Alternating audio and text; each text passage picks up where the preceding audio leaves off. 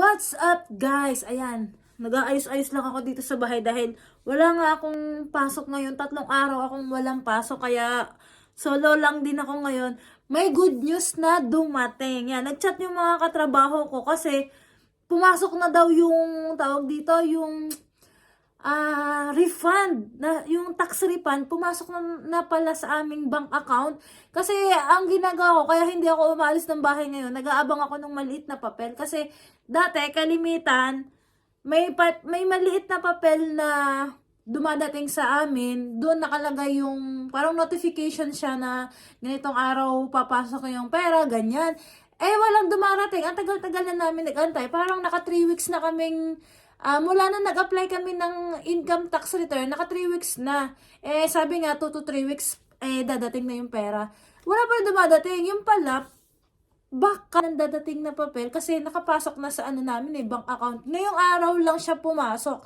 Nag-apply kami nung tax last, January 19. Yun yung time na pumunta kami sa tax office, nag-apply, then sabi nga doon, 2 to 3 weeks bago pumasok yung ma-refund mo na tax.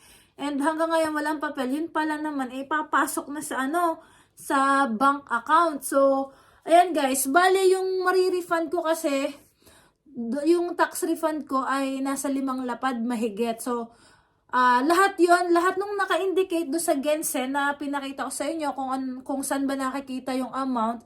So, sa Gensen po, do sa bandang upper right, 'di ba napakita ko na yun dati sa inyo, yun yung amount doon, nakuha ko po lahat yun. And for sure kaming lahat nung nag-apply sa tax office, nakuha namin lahat or na-zero out namin yun. Kaya lahat nung nakasulat doon sa Gensen, mari-refund namin. So, feeling ko baka wala na talagang dadating nung papel na notification. So, ayan, pumasok na pala sa bank account natin.